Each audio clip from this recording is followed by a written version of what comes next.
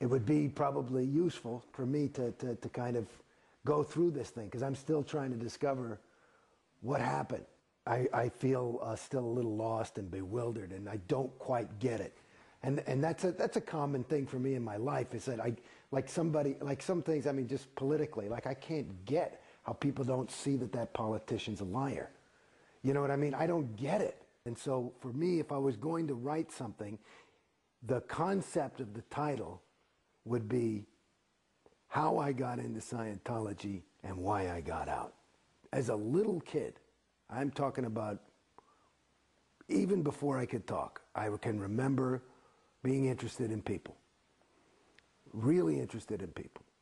And I was pretty shiny, and everybody wanted to, you know, pick him up and all this crap, and I didn't like that.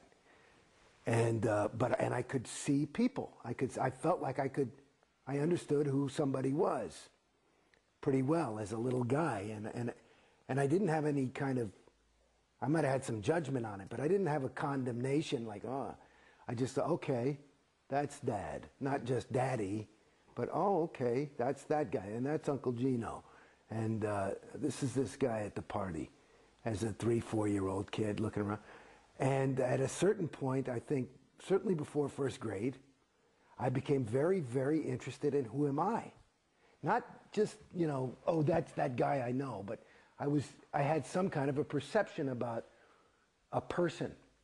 And so and as a little kid, I remember, because the way I could get how I perceived the people in front of me, whether it was accurate or not, I believed it was true, was kind of by looking into their eyes and saying who they are. And so I remember as a little kid looking in the mirror, and like really not looking at how do I look, looking and trying to say, who am I? And I would say, who are you? Who are you? You know, as a 5-6-year-old kid, I remember 8 years old, was pretty intense. And I never got it. And I just thought, well, I guess that's the life condition, that you know, it's too hard to self-perceive. So this was a question that was always, you know, and then I went up and as I was growing up, and I played the fool and did normal stupid things and drugs and whatever. But it was always something that was in the back of my mind, and I was always on a spiritual journey one way or another, you know, either some new age shit, never like, not a lot of organized religion. By the time I was 14 or something, I'd kind of lost interest in that, you know, but I would read a lot, and even to the point where as a 21-year-old kid, I mean, I remember I was into this spiritual teaching of this one guy who was originally teaching in French, and I learned French just so I could read it in the original French. You know, so it was important to me, but it was all based on who am I? And it kind of, I guess, that Greek know thyself type of philosophy. So somehow I got into Scientology, which was Bodhi Elfman was in my acting class.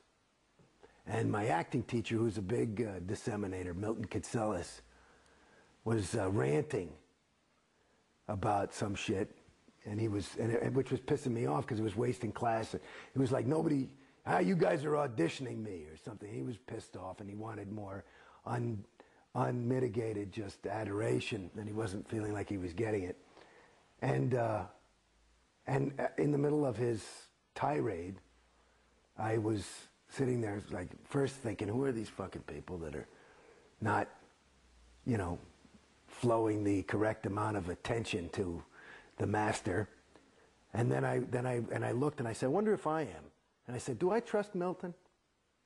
And I said, you know what, I really don't. And that was kind of like a weird thing. I said, well, I don't. And I thought, who do I trust? I said, well, at least my parents. No, I don't trust them. And I was looking, I didn't trust anybody in the room. And then I had this realization, is I don't trust myself.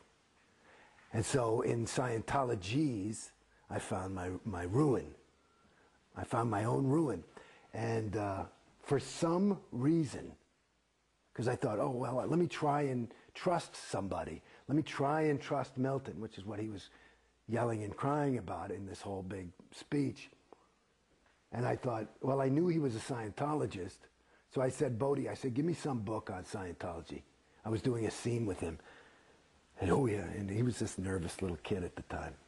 And so he gave me this big fat book called What is Scientology? A lot of pictures. And so I took this book and I read it. I think I stayed up mostly of the night and I read the thing.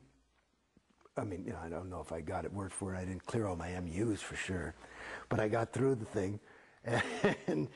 And I thought, okay, if that's true, fuck, I'll go clear. I'll try that.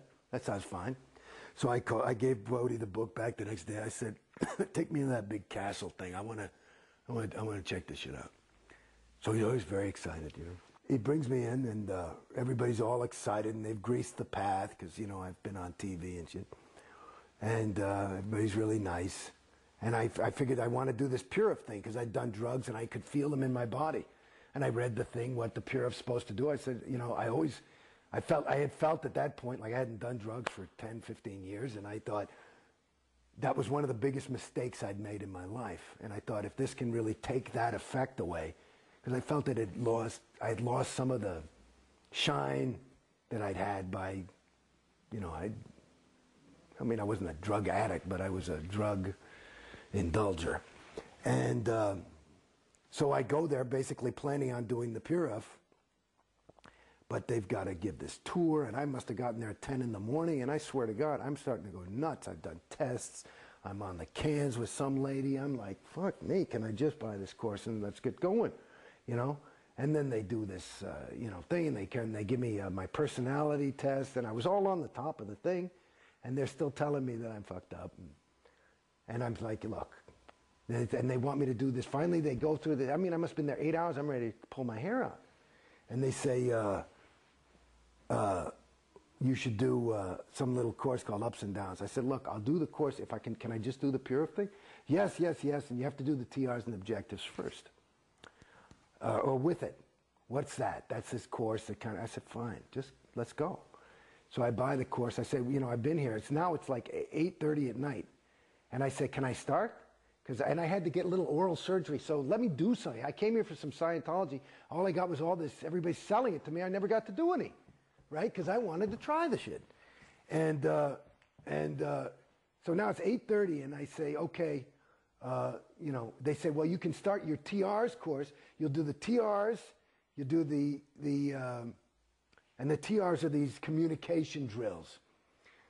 Then you do the Purif where you clear all the drugs out, and then you do the auditing, which is called objectives, which is like this stuff where you walk across the room and touch the wall and all this kind of shit. And supposed to, the end phenomenon is firmly rooted in present time. I said, that doesn't sound bad. I'll do it.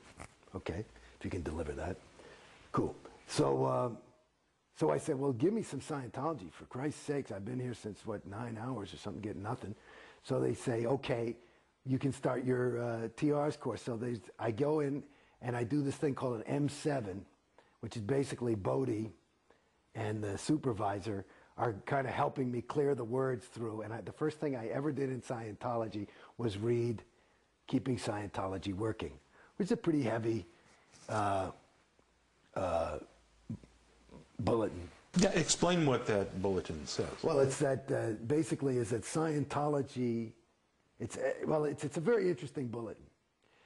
At first, it's updated. So you're reading the updates. I think it was written in 1965, and it was updated in 70 and 75. And those updates are before you read the actual bulletin, and the updates are like L. Ron Hubbard just going bananas.